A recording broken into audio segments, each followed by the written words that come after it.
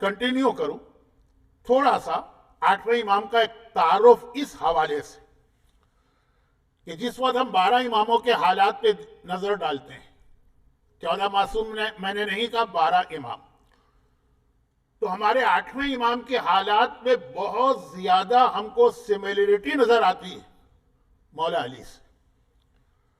قرآن کریم کی جس آیت کی آج میں نے سب سے پہلے تلاوت کی، 3 آیتیں میں نے تلاوت کی ہیں، جو سب سے پہلی آیت تلاوت کی ہے وہ مشہور ترین آیت ہے، یعنی صاحبان ایمان کے بیچ میں، وَمِنَ النَّاسِ مَنْ يَشْرِي نَفْسَهُ ابْتِغَاءَ مَرْضَاتِ اللَّهِ، اور انسانوں میں ایک ایسا بھی انسان ہے جو اپنے نفس کو بیچ دیتا ہے اور اللہ کی رضا کو خرید لیتا۔ اب مرضی الہی اس کے پاس ہے، وہ جس سے راضی ہے تو سمجھیے اللہ اس سے راضی ہے، وہ جس سے ناراض ہے سمجھیے اللہ اس سے ناراض ہے۔ مجلسوں میں شرکت کرنے والے ہر مومن کو پتا ہے کہ یہ آیت شب ہجرت اس وقت نازل ہوئی جب بستر رسول پہ مولا کائنات نے ساری رات وہ نیند لی کہ خود علی کہتے ہیں کہ زندگی میں مجھے ایسی نیند نہ اس سے پہلے کبھی آئی نہ اس کے بعد کبھی آئی تھی، وہ والی نیند اللہ کے یہاں۔ اب ہمارے یہاں میں نے لفظ نیند استعمال کیا ہے، ہمارے یہاں ممبر پہ اس کے لیے وہ لفظ استعمال کیا جاتا ہے جس سے بات اور واضح ہوتی۔ اس طرح سے علی سوئے کہ یہ سونا، اب یہ سونا نیند کے معنوں میں بھی ہے، سونا گولڈ کے معنوں میں بھی ہے، سونا آج کل گولڈ بہت مہنگا ہو رہا، یہ سونا اتنا قیمتی سونا بن گیا کہ اس کے بدلے میں نگاہ پروردگار میں صرف اور صرف اپنی رضا میچ کر رہی تھی، اللہ نے یہ رضا دے دی۔ اب یہ رضا جو علی کو ملی، اس کی وجہ سے علی کا لقب بنا مرتضی۔ مرتضی کے معنی ہے جسے اللہ کی رضا ملے، یہ لفظ نکلا ہی رضا سے۔ اور آج ہم جس امام معصوم کی ولادت کا جشن منا رہے ہیں اس کا لقب بھی ہے رضا۔ مرتضی اور رضا دونوں سیم لقب ہے، ایک ہی دونوں کا مطلب ہے، دونوں کا جو روٹ ہے را واد الف یا حمزہ وہ ایک ہی ہے، لیکن بہت ہی سرسری اگر ہم کچھ اور بھی سیملیرٹیز ڈھونڈیں مولا علی اور 8ویں امام کی زندگی میں تو 6-7 چیزیں تو فوراً ذہن میں آتی ہیں۔ ابھی جو میں نے بات کہی ہے اس سے بھی پہلے والی بات یہ ہے کہ نام، یہ نام علی جو خود اللہ کا اپنا نام ہے اور جو کائنات میں اس طرح سے عطا ہوا ہے کہ روایت یہ ہے کہ جب خانہ کعبہ میں میرے مولا کی ولادت ہوئی تو وہاں پہ فاطمہ بنت اسد نے غیبی آواز سنی جس میں یہ کہا گیا کہ اس کا نام علی رکھو جو میں نے اپنے نام اعلیٰ سے ڈیرائیو کیا ہے۔ اب یہ ساری روایتیں آپ 13 رجب کو سنتی ہیں، تو یہ نام پروردگار کے نام سے نکلا ہے، اور شب ولادت کے دن خانہ کعبہ میں فاطمہ بنت اسد علی کی ماں کو غیبی آواز نے یہ نام دیا۔ اور یہی جملہ آپ کو ملتا ہے کہ نہیں ملتا ہے جب 8ویں امام کی ولادت ہونے والی تھی، بالکل پریگننسی کے آخری دن تھے، تو ان کی ماں نے جو خواب میں ایک آواز سنی تھی کہ تیرے یہاں وہ بیٹا پیدا ہونے والا ہے جو سارے زمانے کا سردار ہوگا اور اس کا نام علی رکھنا۔ وہاں بھی خانہ کعبہ میں بھی ایک غیبی آواز نے یہ پیغام فاطمہ بنت اسد کو دی، اور یہاں بھی ایک غیبی آواز نے یہ پیغام جناب نجمہ خاتون کو دیا۔ نام دونوں کا ایک ہے۔ اب 12 اماموں کے حالات میں نے کہا کہ مولا علی اور 8ویں امام کے حالات میں بہت میچنگ ہے اور بہت سی چیزیں سملر ہیں۔ اس میں ایک تو چیز نام ہو گئی، اس کے بعد کنیت۔ اب یہ کنیت ایک ایسی چیز ہے جو خالصتاً عرب کے ماحول میں ہے، انڈیا اور پاکستان کے لوگوں کو یہ سمجھانا بھی مشکل ہوتا ہے، اور ویسٹ میں رہنے والوں کو تو شاید سمجھانا اور مشکل ہو کہ کنیت کیا۔ ہمارے یہاں انڈیا پاکستان میں کہیں کہیں دیہاتوں میں کنیت استعمال ہوتی، لیکن وہ اس انداز سے استعمال ہوتی ہے کہ ہم اور آپ جو ہیں ذرا سا اس کو حقارت سے دیکھتے ہیں۔ مثلا بیوی کہتی ہے اپنے شوہر سے کہ منع کے ابا، یہ کنیت۔ اسی کو آپ عربی میں لے جائیں، یہ کنیت۔ یا وہ شوہر اپنی بیوی سے کہتا ہے کہ چنو کی اماں مثلا، تو یہ جو منو چنو تو میں نے ایسے ہی بنا دیا کہ آج ولادت کا جشن ہے، لیکن جو نام لے کر، لیکن ہمارے یہاں شہر میں رہنے والے پڑھے لکھے لوگ تو شاید اس کو ایک جوک اور مذاق سمجھے، اور یہ سمجھے کہ یہ ڈس ریسپیکٹ کا لفظ ہے، اور عربی میں سب سے زیادہ ریسپیکٹ کا لفظ کنیت ہوتی ہے۔ لیکن میں کنیت پہ اتنا ٹائم کیوں لگاؤں جبکہ آج مجھے تقریر بھی مختصر رکھنا۔ اچھا، مختصر کا مطلب یہ نہ سمجھے کہ میں 15-20 منٹ میں ہی آپ کو فارغ کر دوں گا، یہ نہیں ہوتا مختصر۔ میرا مختصر ہوتا ہے کہ پاکستان میں میاوالی کا یا بھاولپور کا علاقہ، یا افریقہ میں نائجیریا کا ہے کہ ہر آدمی 7 فٹ کا ہے تو وہاں 6 فٹ والا آدمی مختصر سمجھا جاتا۔ تو میری 2 گھنٹے کی تقریریں ہوتی ہیں تو مختصر کا مطلب 1 گھنٹے۔ کنیت، مولا کائنات کی کنیت کیا؟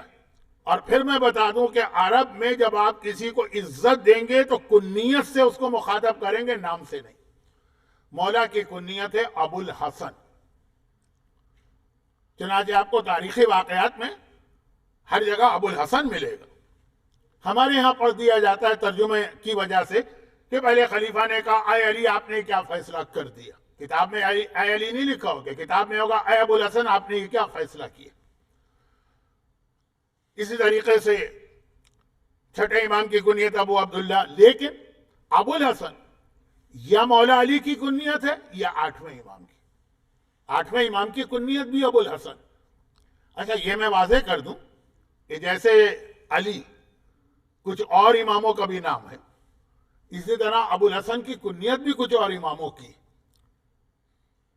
لیکن بات ہو رہی ہے مولا علی اور 8ویں امام کے حالات میں سملر چیزیں، تو یہ 2 چیزیں تو ایسی ہیں کہ 10ویں امام کا نام بھی علی، کنیت ابو الحسن ہے مثلا، لیکن مولا علی اور 8ویں امام نام سے، کنیت سے، لقب جو ٹائٹل ہے وہ ابھی بات ہو گئی کہ وہ صرف ایسا ہے کہ جو یا مولا علی کا ہے یا 8ویں امام کا ہے، رضا المرتضی، دونوں کا مطلب سیم، اور دونوں کا میں نے کہا جو اصل روٹ ہے جس سے یہ لفظ بنے ہیں وہ سیم۔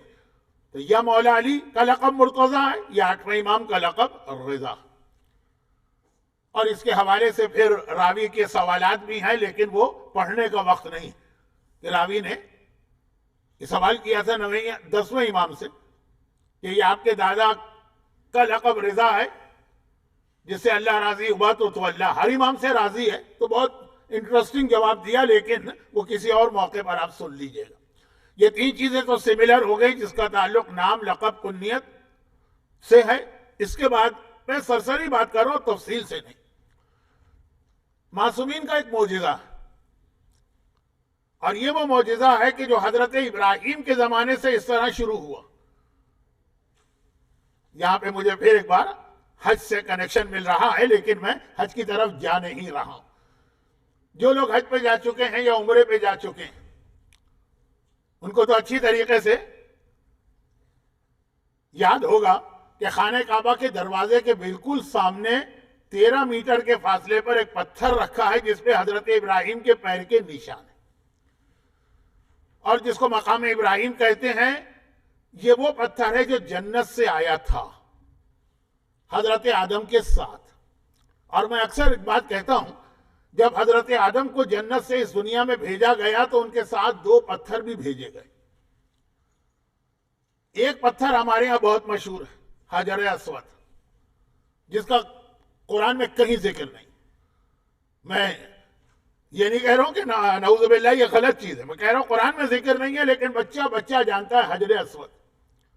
اور دوسرا پتھر جو آیا مقام ابراہیم صرف حج اور عمرے والے جانتے ہیں، جبکہ اس کا قرآن میں 1 نہیں 2 جگہوں پہ بہت ہی نمایاں طریقے سے تذکرہ، قرآن تک میں ذکر آیا مقام ابراہیم۔ کیا؟ وہ پتھر جس پہ کھڑے ہو کر حضرت ابراہیم نے خانہ کعبہ بنایا، ان کے پیر کے نشان بن گئے جو آج تک موجود ہیں۔ اور حج اور عمرہ کرنے والا جب خانہ کعبہ کے گرد طواف کرتا ہے تب بھی جھانک کے دیکھتا ہے، جھانک کر اس لیے کہ وہ ایک شیشے کے شوکیس میں بند ہے۔ حضرت ابراہیم کے پیر کے نشان، لیکن یہ حضرت ابراہیم کا ایک پرماننٹ ٹائپ کا معجزہ نہیں تھا خانہ کعبہ بناتے وقت۔ معصومین کے معجزات میں پھر آتا ہے قدموں کے نشان، یہ اللہ کے رسول کے حوالے سے بھی ہے اور باقی معصومین کے حوالے سے بھی، بلکہ اصل جملہ یہ کہ جب نرم زمین پہ چلتے تھے، جس پر اگر ہمارے یہ بچہ بھی چلے تو اس کے پیر کے نشان بنیں گے، وہاں پہ معصوم کے پیر کے نشان نہیں بنتے. اور جب کسی سخت زمین پہ چلے، جس پہ اگر ہاتھی بھی چلے تو اس کے پیر کے نشان نہیں بنیں گے، معصوم کے پیر کے نشان بنتے ہیں. لیکن دنیا میں سب سے زیادہ آج تک باقی رہنے والے پتھر جس پہ پیر کا نشان ہے وہ دو معصومین کے ہیں بس. یا مولا علی کے قدموں کے نشان آپ کو کئی جگہ پہ نظر آئیں گے دنیا میں، وہ پتھر جس پہ مولا علی کے قدم کے نشان. اب پاکستان کی حد تک تو میں بتا سکتا ہوں کہ حیدرآباد میں قدم گاہ ہے اور ٹھٹا کے قریب بھی قدم گاہ. اس بحث میں نہیں پڑتا کہ مولا تو کبھی پاکستان آئے نہیں، لیکن پتھر چاہے وہ پاکستان کا ہو چاہے وہ نجف سے لایا گیا مولا یا آٹھویں امام، جتنے ایسے پتھر ہیں جس پہ امام کے پیروں کے نشان ہیں، دو ہی معصومین ایسے ہیں جن کے یہ نشان ایک سے زیادہ پتھروں پر اب تک محفوظ ہیں اور زیارت گاہ بنے ہوئے ہیں. ورنہ یہ معجزہ چھٹے کا بھی ہے، یہ معجزہ نویں کا بھی ہے، یہ معجزہ چوتھے کا بھی ہے. لیکن وہ جو میں بات سملر کر رہا ہوں کہ معجزہ جو اللہ نے اب تک رکھا ہوا وہ مولا علی اور آٹھویں امام. اچھا، ایک اور حوالے سے بھی بات کر دوں. جتنے بھی 12 کے 12 امام ہیں، بلکہ یہاں تو 14 معصوم ملا لیجیے، صرف 2 امام ایسے ہیں جن کے روزے ایسی جگہ پر ہے جہاں کسی اور معصوم کا روزہ نہیں. باقی جتنے بھی معصومین ہیں. اچھا، اس میں ایک اور ایکسیپشن ہے، میں آ رہا ہوں اس کی طرف. یہ تھوڑے سے مولا علی اور آٹھویں امام کے حالات کی سملیرٹیز بتا دوں، بس یہ آخری 1-2 باتیں ہیں اور اسی سے پھر میرا موضوع شروع ہو جائے گا. ایک مولا علی ہیں، نجف میں سوائے مولا علی کے اور کسی معصوم کا روزہ نہیں. یا ایسا امام زادہ جو معصوم نہ ہو لیکن اتنا قریب ہو معصوم کے کہ عصمت صغرا کہلائے، نجف میں نہیں. اور یا مشہد. باقی آپ دیکھ لیجئے جتنے باقی امام ہیں ان میں سے اکیلا کوئی نہیں. دوسرے سے لے کے آپ جائیے چھٹے تک تو سب جنت البقیع میں، رسول خدا بھی وہیں پر ہیں اور شہزادی فاطمہ بھی جنت البقیع نہیں، مدینے میں. 7ویں 9ویں ایک ساتھ ہیں، 10ویں 11ویں ایک ساتھ. ہاں، ایک آقا حسین بھی وہ ہیں، لیکن وہاں پہ جناب عباس کا روزہ بھی اتنا واضح اور نمایاں کہ شاید زیارت کے درمیان آپ کو یہ مسئلے کا سامنا کرنا پڑتا ہو کہ دونوں روزوں اور دونوں حرم میں جانا، اور مخصوصی کے موقع پہ دونوں میں اتنا مجمع ہوتا ہے کہ قدم رکھنا مشکل ہوتا ہے، اور ایک بار گئے تو باہر نکلنے کا دل نہ چاہے. وہاں پہ ٹائم کو مینیج کرنا بہت مشکل ہوتا ہے 2 روزوں کی وجہ سے. ٹھیک ہے، جناب عباس 14 معصومین میں نہیں ہے، لیکن زینب کبریٰ کی طرح سے اور معصومہ قم کی طرح سے جناب عباس بھی ان میں ہیں جو عصمت صغرا کے مالک. صرف مشہد وہ شہر ہے جہاں پوری توجہ صرف ایک روزے پر، اور نجف وہ شہر ہے جہاں پوری توجہ ایک روزے پر. اور یہ دونوں مشکل کشا بھی کہلاتے ہیں، لیکن اب اس سے زیادہ آپ کا وقت نہیں لینا چاہتا. آخری ایک بات اور بتا دوں، یہ ذرا تاریخی باتیں ہیں تو اس وقت اسی کو کافی سمجھ کے اسی پہ یہ والا تقریر کا پہلا حصہ مکمل کروں گا. آخری ایک بات اور بڑی انٹرسٹنگ سی ہے، اور وہ یہ ہے کہ صرف 2 معصوم ایسے ہیں. جب میں معصوم کہتا ہوں تو پھر اس میں 12 امام کے علاوہ رسول خدا شہزادی بھی آ جاتے 14، جن کی، اب یہ لفظ کیسے کہوں اردو میں تو یہ لفظ اچھا نہیں ہے. اب ایک آج کل اس کے بدلے خواہر نسبتی کہا جاتا ہے، یعنی ڈاٹر ان لا اور سسٹر ان لا. یہ 2 معصوم ایسے ہیں کہ جن کی جو سالیاں ہیں وہی ان کی بہو بھی ہے. یعنی صرف 2 معصوم آپ کو ایسے ملیں گے پورے 14 معصومین میں کہ جن کی شادیاں جن سے ہوئی انہی کی بہن سے، بیٹی نہیں، جن سے شادی ہوئی نا انہی کی بہن سے ان کے بیٹے کی شادی ہوئی. یہ ہمارے انڈیا پاکستان میں تو ذرا مشکل ہو جاتا ہے، جو ہماری اپنی فیملی ویلیوز ہیں، لیکن ماں بیٹیاں جٹھانی اور دیورانی بھی ہوتی ہیں. ذرا بہت مشکل اردو ہو گئی، لیکن اس کے علاوہ اور کوئی لفظ نہیں ہے میرے پاس. یا یہ کہ باپ اور بیٹے ایک دوسرے کے ہم زلف بھی ہو گئے. ساڑھو، پتہ نہیں گجراتی میں کیا کہتے ہیں، کہ لفظ سنا تو بہت زیادہ ہے میں نے گجراتی میں بھی. آج کیونکہ گجرات کے کافی مومنین بیٹھے ہیں تو ہاں ٹھیک ہے، آپ سمجھ گئے. صرف مولا علی ہیں اور 8ویں امام ہیں، اور معصومین میں آپ کو اس کی کوئی ایگزامپل نہیں ملے گی. امرؤ القیس عرب کا ایک بہت ہی مشہور آدمی ہے. اچھا، اسلام کا ایک شاعر بھی ہے، وہ الگ چیز ہے. یہ جب مدینے آیا تھا، مولا کی خدمت میں گیا تھا، کہا تھا مولا میری 3 بیٹیاں ہیں، مجھے ان کی شادی کرنا ہے، آپ کے خاندان سے بہتر کوئی خاندان نہیں ہے. عموماً یہ حضرت علی اصغر کی شہادت کی مجلس میں ہم لوگ تفصیل بتاتے ہیں. سب سے بڑی بیٹی جو تھی وہ شادی کے قابل تھی، ماہیہ. مولا کی شادی ان سے ہوئی، اور کہا جاتا ہے، ابن شہر عاشوب نے لکھا ہے کہ پھر اس سے ایک بچی بھی ہوئی تھی، لیکن بہت کم سنی میں انتقال ہو گئی. ماہیہ. اور ماہیہ کی چھوٹی بہن رباب تھی، جو اس وقت بہت کم سن تھی، شاید جناب سکینہ سے بھی عمر کم ہوگی. جب وہ شادی کے قابل ہوئی تو ان سے امام حسین کی شادی ہوئی. تو مولا علی باپ ہیں، حسین بیٹے، لیکن دونوں کی شادیاں 2 سگی بہنوں سے ہوئی. ماہیہ علی کی بیوی بنی اور ماہیہ کی چھوٹی بہن رباب امام حسین کی بیوی بنی. اور ان دونوں بہنوں کو اللہ نے وہ اولادیں دی تھی جو بہت کم سنی میں دنیا سے گئیں. ایک کی طبعی موت ہوئی، ایک کو شہید کیا ہر مولا نے. اچھا، یہ تو وہ مولا علی اور امام حسین جو مجلسوں میں پڑھا جاتا. لیکن اس کے علاوہ 8ویں امام کے ساتھ بھی یہی. مامون رشید عباسی کی 2 بیٹیاں تھیں، الگ الگ ماؤں سے، یعنی الگ الگ اس کی بیویوں سے. ایک کا نام ام حبیب تھا، ایک کا نام ام الفضل تھا. ام حبیب کی شادی اس نے کی تھی ہمارے 8ویں امام سے، اور پھر جب 8ویں امام کی شہادت ہو گئی تو اسی ام حبیب کی چھوٹی بہن ام الفضل کی شادی اس نے کی 9ویں امام سے. تو 8ویں اور 9ویں امام باپ بیٹے، لیکن ہم زلف بھی. اور ان کی بیویاں ایک طرح سے ساس بہو بھی ہیں، دیورانی جٹھانی بھی ہیں، بہنیں بھی. اچھا، یہ تو خالی ایک معلومات کے لیے، فار انفارمیشن پرپز. اور ہو سکتا ہے کہ اس سے بھی شادی بیاہ کے حوالے سے اسلام کے کچھ اور مسائل بھی بیان کرنے کا کبھی موقع ملے، آج نہیں. تو خلاصہ یہ ہوا کہ پورے آپ سلسلہ معصومین میں دیکھ لیجئے، رسول خدا سے لے کر زمانے کے امام تک جن کی بیویوں کا ذکر کتابوں میں ہے، امام زمانہ کی بھی کم از کم 1 یا 2 بیویوں کا ذکر ہے، تو آپ کو کہیں بھی اور کہیں یہ مثال نہیں ملے گی. اچھا، اب یہ جو ایک طرح سے میچنگ کی بات میں کر رہا ہوں، اس کے اندر اب آئیے سب سے اہم میچنگ. نام 1، لقب 1، کنیت 1، پیروں کے نشان کا معجزہ ایک جیسا. شہادت کے بعد دونوں کے روزے آج بھی اس طرح سے جو تفصیل میں نے بتائی. زندگی میں دونوں کی شادیاں اس طرح سے. یہ زیادہ تر باتیں تھیں آپ کی معلومات اور انفارمیشن کے لیے. لیکن اب اس کے بعد جو اصل میچنگ مجھے بتا کے اپنی اصل تقریر شروع کرنا تھی، وہ میچنگ یہ تھی کہ 2 ہی امام معصوم ایسے ہیں. یہاں میں نے امام کہا ہے، 14 معصومین نہیں کہا ہے. 2 ہی امام معصوم ایسے ہیں جنہیں فل فلیج حکومت کرنے کا موقع ملا.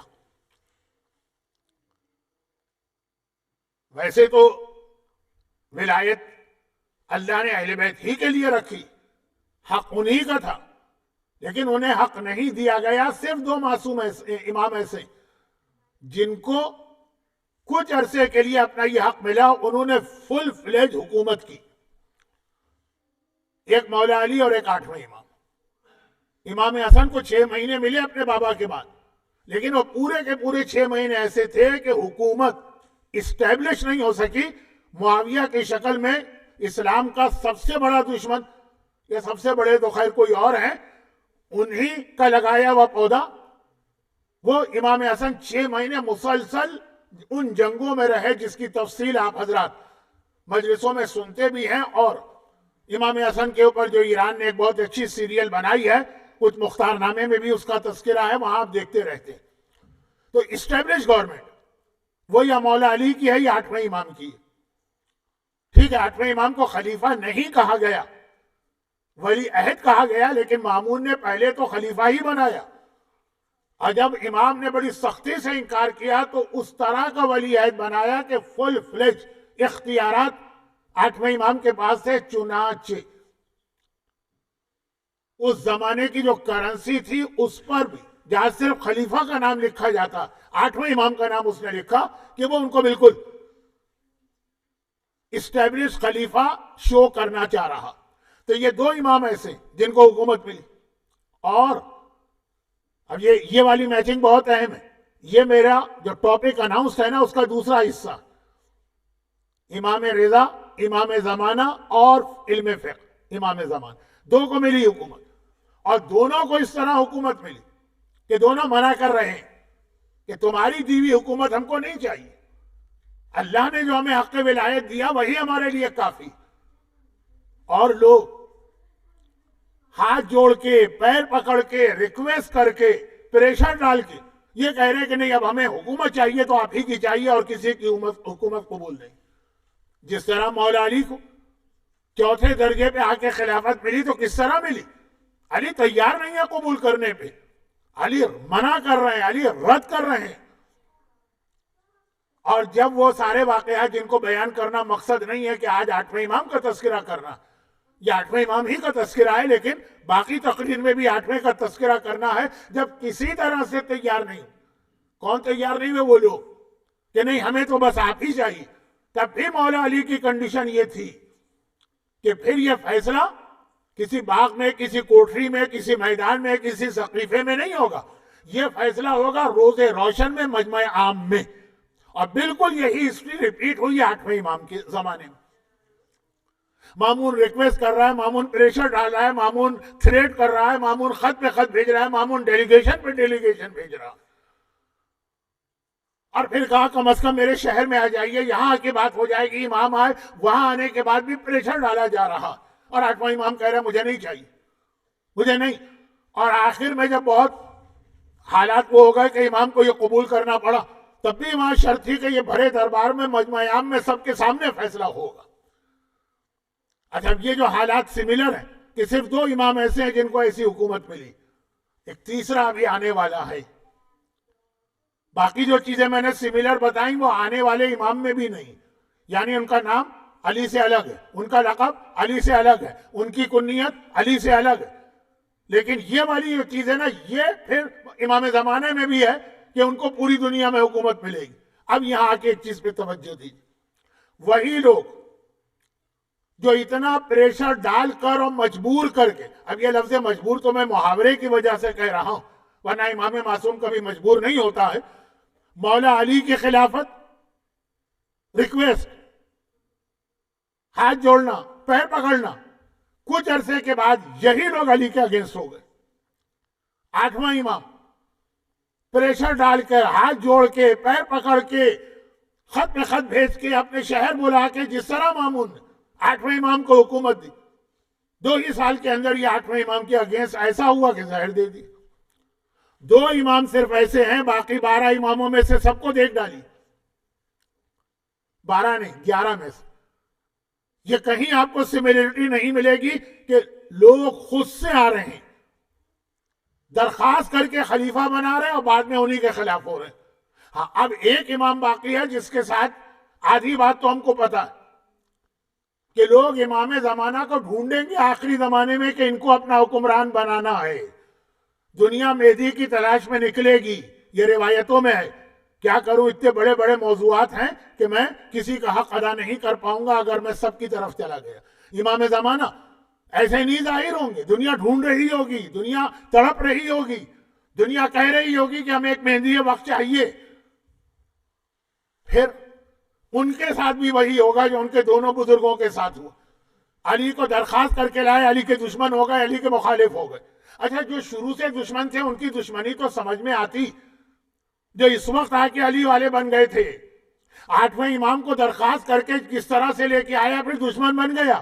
روایت میں یہی امام زمانہ کے ساتھ ہونے والا، کہ جو شیعہ ان کے لیے تڑپ رہے ہیں اور ان کو ڈھونڈ رہے ہوں گے وہی ان کے دشمن بن جائیں گے. اب ہمیں ریزن دیکھنا ہے کہ آخر ریزن کیا. پہلے دو کا ریزن سمجھ میں آ جائے تو تیسرا بھی سمجھ میں آ جائے گا. مولا علی کیوں لوگ خلاف ہو گئے؟ دیکھیے ایک تو وجہ تھی کہ جو شروع سے دشمن تھے ان کی بات نہیں. نہج البلاغہ کا خطبہ نمبر 15 سیریمن 15. نہج البلاغہ کے خطبات کی نمبرنگ میں +1 -1 کا خیال رکھا کریں کیونکہ نمبرنگ میں اختلاف ہے, لیکن 15. مولا بتا رہے ہیں کہ لوگ میرے کیوں خلاف ہوئے. اب والے لوگ اگر آپ اس کو پڑھیں گے تو آپ کو یہ لگے گا کہ آج اگر علی آ جائیں اور اسی خطبے پہ عمل کریں تو ہم بھی علی کے خلاف ہو جائیں گے. 3 لائنوں کا خطبہ ہے, تو لمبا خطبہ نہیں ہے کہ آپ کہیں کہ مولانا اتنا ٹائم ہمارے پاس کہاں کہ ہم خطبات پڑھیں. 3 لائن. یہاں آسٹریلیا میں تو خاص طور پہ جو مجمع میرا آتا ہے مجمع, وہ تو سن رہا ہوتا. اگر میں اس وقت یہ انگلینڈ میں پڑھ رہا ہوتا یا کینیڈا میں پڑھ رہا ہوتا یا امریکہ میں, اتنی دیر میں ہی آئی فون پہ لوگوں نے خطبہ نمبر 15 نکال لیا ہوتا, خاص طور پہ بچوں نے, اور دیکھ رہے ہوتے کہ جو مولانا کہہ رہے ہیں صحیح ہے کہ غلط. علی ریزن بتا رہے ہیں, اس ریزن کا خلاصہ ایک جملہ, اور وہ یہ ہے کہ علی کو بڑی محبت کے ساتھ اور چاہت کے ساتھ اور شوق کے ساتھ لانے والے جب علی نے آ کے اپنا نظام قائم کیا علی کی سختی سے گھبرا گئے. اوہو یہ تو اتنا سخت حکمران ہے. یہ ایک جملہ ہے جس پر میں العصر میں اس سے پہلے رمضان میں 2 دفعہ 3 تقاریر کر چکا ہوں. آئیے 8واں امام. جو مجھے ریگولر سنتے ہیں وہ تو کہیں گے مولانا یہ روایت آپ نے بہت پڑھی, اور میں اور پڑھوں گا. 8واں امام. اب ذرا 8واں امام کے حالات میں دیکھی, اور روایت ہی ہے بہار الانوار میں علامہ مجلسی نے بھی لکھی. میں نے اس لیے حوالہ دیا کہ اس کتاب بہار کی اس جلد کا والیوم کا اردو ترجمہ ہو چکا ہے جو انٹرنیٹ پہ بھی ہے, جا کے دیکھ لیجئے گا. بہار الانوار حالات امام رضا, اس میں آپ کو مل جائے گی یہ روایت. ویسے تو کئی کتابوں میں روایت کیا ہے. ایک نوجوان اسے یعنی مومن تھا, اس کی دادی نے کچھ عرصے 8ویں امام کے گھر میں گزارا تھا کنیز کے طور پر. وہ 8ویں امام کی کنیز تھی, اور اس پوتے کو بہت زیادہ شوق تھا 8ویں امام کے حالات معلوم کرنے کا. اچھا باقی اماموں کے حالات, گھر کے باہر کے حالات تو پتہ چل جاتے ہیں, گھر کے اندر کے حالات تو صرف عورتیں بتا سکتی, اور خاندان اہل بیت کی خواتین اس طرح تو مردوں کے کانٹیکٹ میں نہیں آتی. لیکن اب چونکہ اس کا اپنا پوتا اس کنیز اپنی دادی سے جو کنیز رہ چکی ہے سوالات پہ سوالات کرتا, کوئی بھی موقع پیش آ جائے. مثلا سردیاں شروع ہوئی, اس نے پوچھا سردی شروع ہوتے ہی 8ویں امام کیا کرتے تھے؟ گرمیاں شروع ہوئی اس وقت کیا کرتے تھے؟ ناشتہ آ گیا امام ناشتے میں کیا چیز استعمال کرتے تھے؟ کپڑے پہننے کا وقت آ گیا امام کیا لباس پہنتے تھے گھر کے اندر؟ باہر والے حالات تو بہت ہمارے پاس ہیں. اسی لیے 8ویں امام کی میڈیسن سے ریلیٹڈ بھی بہت ساری حدیثیں ہمارے پاس ہیں. وہ یہ بتاتی یہ کنیز کہ سردی شروع ہوتی تھی امام کہتے تھے گھر والوں سے یہ چیزیں استعمال کرنا بند کرو, یہ چیزیں شروع کرو, پورا ایک اشرا. تو خیر بہت سارے حالات. امام کتنا کالے رنگ کے خضاب سے کتنی محبت کرتے تھے. آپ کے علم میں ہوگا کہ شیعہ سنی کے بڑے اختلافی مسائل میں ایک اختلاف یہ بھی کہ اہل سنت کہتے ہیں کہ کالے رنگ کا خضاب حرام ہے. اب اس میں بھی کچھ عوام کی غلط فہمیاں ہیں, کچھ ان کے جاہل علماء کا, کچھ واقعاً فتویٰ, کیونکہ یہ دھوکہ ہے. کالے رنگ کے خضاب کا مطلب ہے کہ آپ دھوکہ دے رہے ہیں, اپنے آپ کو جوان ظاہر کر رہے ہیں, اور معصومین کے ہاں کالے رنگ کے خضاب کی بڑی تاکید ہے. تو خاص یہ کنیز بتاتی ہے کہ امام کون سے رنگ کا خضاب استعمال کرتے ہیں, کتنے دنوں کے بعد, پھر خوشبو, بہت سارے حالت. ایک دن پوتے کو بیٹھے بٹھائے پتہ نہیں کیا سوجی, اس نے ایک سوال کر لیا, اور سوال یہ کر لیا کہ دادی 8ویں امام کے گھر میں آپ رہیں, یہ سارے حالات آپ بتا رہی اور بتاتی رہیں گی. یہ کنیز کو ماشاءاللہ اللہ نے 100 سال کی عمر دی تھی, یہ 100 سال کی ہو کے مری, بہت لمبا عرصہ. تو یہ تو آپ نے آج تک بتایا ہی نہیں کہ آپ 8ویں امام کے گھر میں پہنچی کیسے, اور پھر کب تک وہاں رہی. اچھا کب تک رہی جو تھی نا, وہ تو یہ سمجھ رہا تھا انڈرسٹوڈ ہے, کنیز کہے کہ بھائی میں زندگی بھر رہی، جب امام شہید ہو گئے پھر میں وہاں سے نکلی. مگر کنیز نے عجیب جواب دیا، کہا بیٹا یہ جملہ ہے ایک مومنہ کا. کبھی کبھار آدمی ایکسٹیمپو ایسی بات کہہ دیتا ہے کہ ہم حالات میں نہیں کہے. کہتا بیٹا اللہ نے میری دعا قبول کی اور میں قید خانے سے نکل آئی. امام کے گھر کو کوئی قید خانہ کہے؟ پوتے کو اب شوق لگا. اچھا اتنے عرصے سے حالات معلوم کر رہا ہے تو معلوم ہے کہ میری دادی محب اہل بیت ہے، شیعہ ہے، امام کو ماننے والی. اور یہ جملہ میلبرن کے کئی نوجوانوں کو میں پرسنلی جانتا ہوں جن میں سے کوئی بھی آج کے مجمع میں نہیں، کہ جب وہ زیارت پر گئے تھے، پرسنلی بات کر رہا ہوں کیونکہ خود فیس ٹو فیس سنا ہوا، تو وہاں پہنچے. وہاں کے حالات یہاں کے حالات سے تو مختلف ہے نا، خصوصاً جس سال کی میں بات کر رہا ہوں. اب تو پھر بھی عراق میں، کربلا میں، نجف میں کافی انتظامات ٹھیک ہو گئے. اس وقت تو اتنے اچھے نہیں تھے، گندگی بھی ہوا کرتی تھی، ٹوائلٹس کا بھی صحیح سسٹم نہیں تھا. مجھ سے خود کہا کربلا میں اس نوجوان نے میلبرن کے کہ مولانا اس قید خانے سے ہمیں کب نجات ملے گی، کس دن ہماری فلائٹ. وہ آیا ہے ویسٹ سے، تو یہی سمجھ کے شاید گیا ہوگا کہ کربلا نہیں جا رہا ہوں، کوئی ڈزنی لینڈ وغیرہ جا رہا ہوں. خیر تو اب یہ کنیز 1400 سال پہلے کے ماحول کی جب جملہ کہتی ہے، پوتا چونکا، کہا یہ آپ نے کیا کہہ دی. بہت روایت میں نے پڑھی ہے لیکن یہ 8ویں امام کے حالات پڑھ رہا ہوں، 8ویں امام کے. آپ حضرات اتنی حیرت سے مجھے کیوں دیکھ رہے ہیں؟ یقیناً ولادت کے جو جشن کا ماحول ہوتا ہے اس سے مختلف ہے، لیکن یہ بہت تلخ حقیقتیں. وہ کہتی ہے کہ میں کنیز تھی، مامون نے مجھے خریدا. اب یہ حکمران خود تو نہیں خریدتے ہیں نا، ان کے ایجنٹ بازار سے خرید کے لاتے. میں مامون کے محل میں آ گئی. جنت کا مزہ آ گیا، یہ لفظ ہے اس کا. اس محل میں مجھے بہترین کھانے مل رہے ہیں، اس محل میں بہترین خوشبو مل رہی ہے، یعنی پرفیوم آج کی زبان میں. بہترین کپڑے مل رہے ہیں. بادشاہوں کی کنیزوں کو بھی یہ ساری چیزیں ملتی ہیں، اور ٹھاٹ کی ایک زندگی. اچھا بادشاہ کے محل میں ایک کنیز تو ہوتی نہیں کہ سارا کام اس پہ ڈال دیا جائے. وہاں تو اتنا فالتو اسٹاک بھرا ہوا ہوتا ہے یا فالتو عملہ ہوتا کہ کئی کنیزوں کو تو پورے پورے ہفتے کوئی کام ہی نہیں کرنا ہے. تو خیر یہ بہت ہے اشارہ. ایک بار مامون نے مجھے بلایا اور کہا کہ تم امام کی ماننے والی ہو، امام میرے مہمان بن کے میرے شہر میں آ رہے ہیں. شہر کا نام ہے مرو، جو آج ترکمانستان وغیرہ ایسی کوئی جو رشین اسٹیٹ ہے ان میں سے کسی میں. اور مجھے امام کے لیے انتظامات کرنا. تم سے بہتر انتظام کیا ہوگا؟ تم امام کی شیعہ ہو، تمہیں کو بھیج دیتا ہوں امام کے گھر میں. ایک ہوتا ہے کسی کو آپ سیلری پہ رکھے اور وہ کام کرے، ایک عقیدت سے کوئی کام کرے. مسجدوں میں، امام باڑوں میں کئی ایسے کیئر ٹیکر ملتے ہیں جو پیسے کے لیے کام نہیں کرتے، عقیدت سے. تم تو مانتی ہو امام کی، میں بھی خوش. اب امام کے گھر میں آئی، میں 1.5 سال امام کے گھر میں رہی، اور یہاں آ کے تو میں پھنس گئی قید خانے میں. نہ وہ کھانے مل رہے ہیں تربتر کھانے، نہ وہ لباس مل رہے ہیں بہترین اور عالیشان، نہ وہ خوشبوات مل رہی ہیں جو بہترین مامون کے محل میں آتی تھی.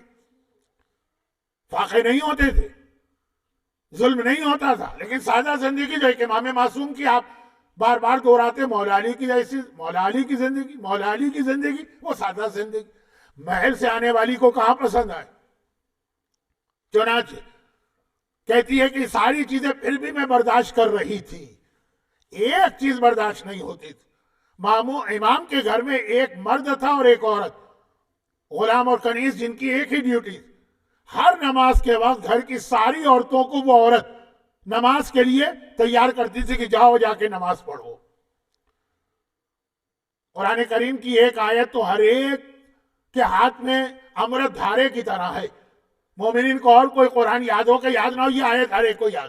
جہاں کوئی امر بالمعروف آپ کر دے کہ اے مومنہ تو بے حجاب کیسے نکل رہی، اے نوجوان تو ڈسکو ڈانس اور میوزک کا کیسے شوقین، اے بزرگ آپ اتنے بوڑھے ہو کر ابھی بھی داڑھی رکھنے کو تیار نہیں ہے، کب رکھیں گے داڑھی، اے بزنس مین کب تو حرام چھوڑے گا. بہت چلتا ہوا ہمارے آرگومنٹ ہے مولانا لا اکراہ فی الدین، قرآن نے کہا دین میں کوئی زبردستی نہیں ہے، ہر ایک کی مرضی ہے جیسا چاہے عمل کرے۔ اب یہ کہہ رہی ہے کہ امام کے گھر میں زبردستی تھی کہ میرے گھر میں کوئی آدمی وقت نماز ترک نماز نہیں کر سکتا، جب باقی نمازیں تو کوئی مسئلہ نہیں تھی، فجر کی نماز کے لیے جو اٹھنا پڑتا تھا۔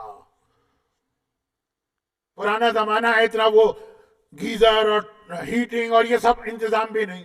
جنہوں نے مشہد کی سردیاں دیکھی ان کو پتا، اور جنہوں نے مشہد کی گرمیوں میں دیکھا ہے کہ کتنے جلدی فجر کا وقت آ جاتا کہ ابھی تو سوئے بھی نہیں کہ جاگ گئے۔ کہتی ہے وہ جو نیند چھوڑ کے اٹھنا پڑتا ہے اور اس حالت میں یہ وضو کر کے نماز پڑھنا پڑتی ہے، میں دل میں سوچتی تھی یا اللہ مامون کے محل میں کتنا اچھا تھی، اپنی مرضی سوتی تھی، اپنی مرضی اٹھتی، اللہ سے دعا مانگتی تھی، میری دعا قبول ہو گئی۔ اور پھر یہ ہے کہ مجھے امام نے آزاد کر دیا اور میں گھر سے نکلا۔ یہ ایک چھوٹا سا واقعہ نہیں، یہ باقاعدہ پورا ٹیسٹ کیس ہے مومنین کرام کا، کہ جس امام زمانہ کے لیے تم تڑپ رہے، اور تڑپ رہا ہے، ہر مومن تڑپ رہا، جس امام زمانہ کا تم انتظار کر رہے، اور ہر ایک انتظار کر رہا، بلکہ اگر ایک جملہ میں کہہ دوں تو شاید غلط نہ ہو کہ آج سے 50 سال پہلے جب میں نے 1974 میں کھارادر کے اندر جو تقریر میں نے امام زمانہ پہ پہلی کی تھی، جب تقریباً 50 سال سمجھی، اس زمانے میں ہمارے زیادہ نیک اور اچھے بزرگ تھے، امام زمانہ کے لیے وہ شوق، وہ جذبہ، وہ تڑپ نہیں تھی، نہ کہیں دعائیں ندبہ ہوتی تھی، نہ کہیں زیارت علی یاسین پڑھی جاتی تھی، ایک عریضہ ڈالا جاتا تھا، اس کے اندر امام زمانہ کا کنسپٹ اتنا زیادہ نہیں ہوتا تھا، یا ہوتا ہوگا، چلے میں کسی کی نیت پہ کیوں شک کروں، باقی اور کچھ نہیں۔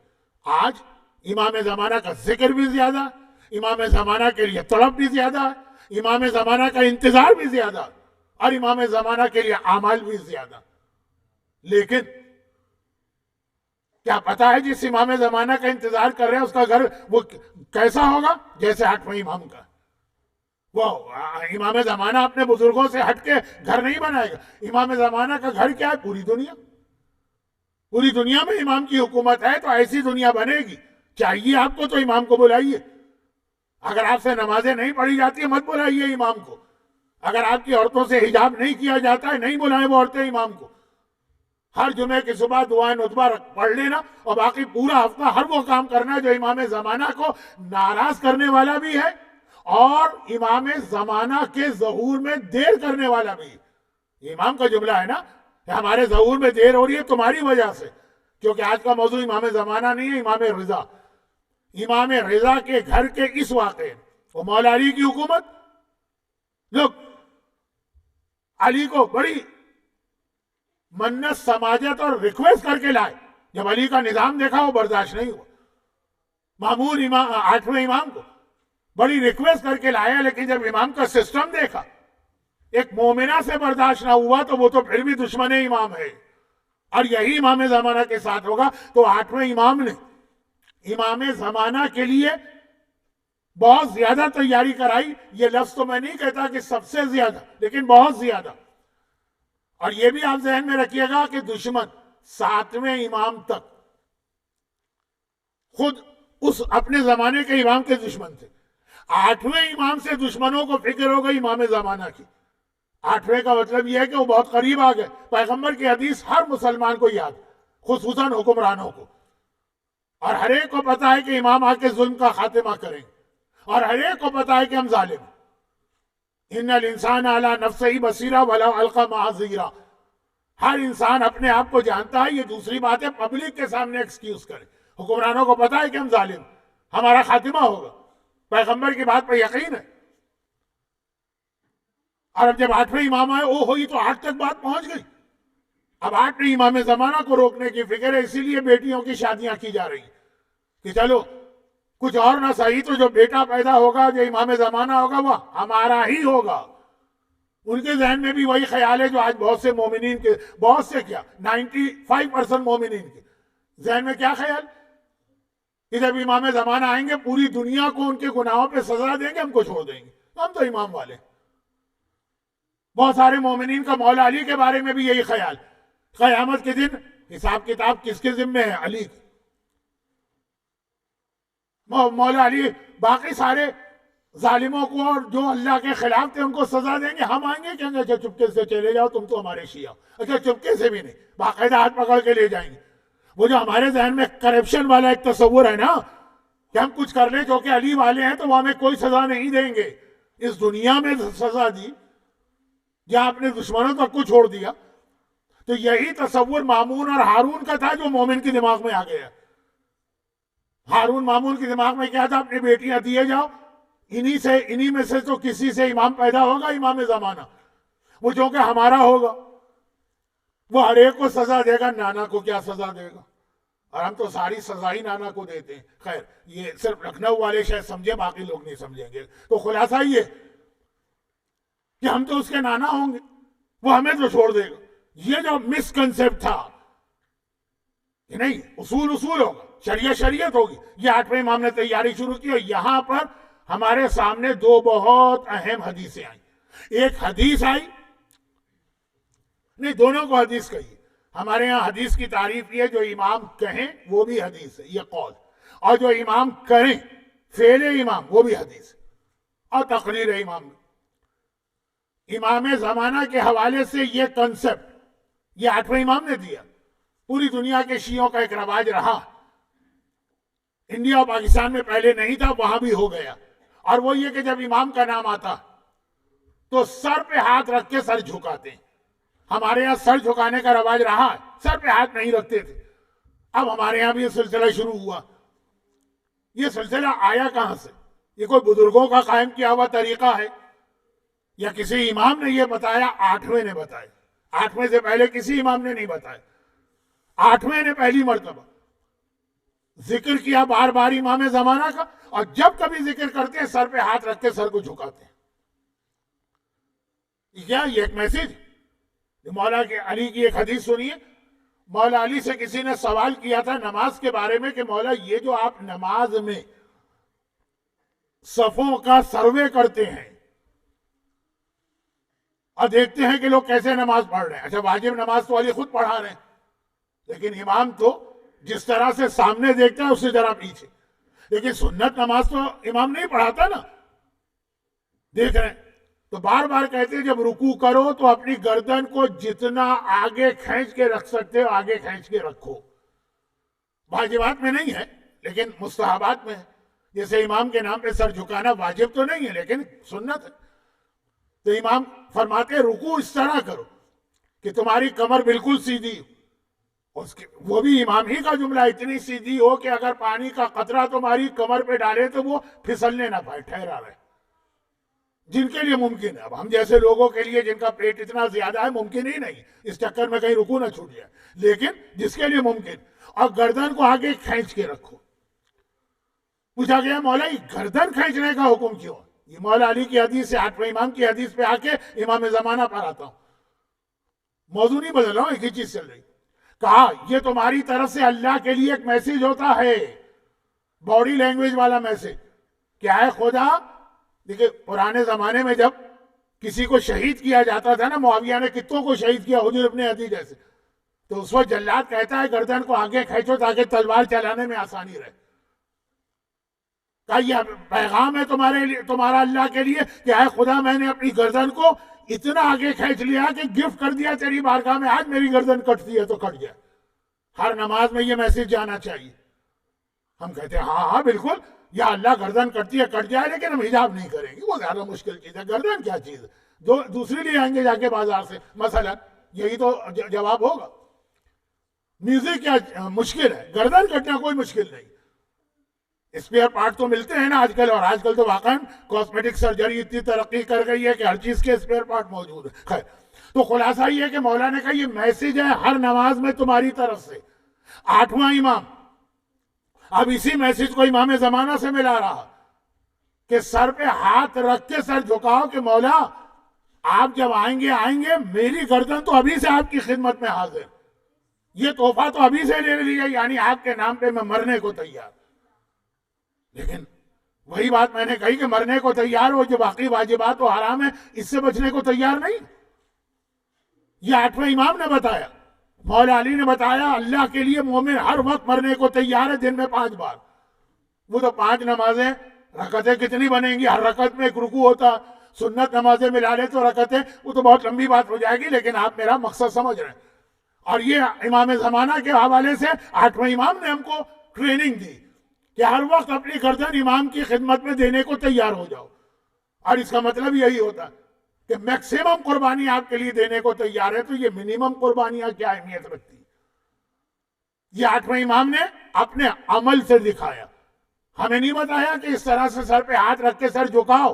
جب کبھی ذکر ہوتا امام زمانہ کا تو 8واں امام خود ہی عمل کرتا.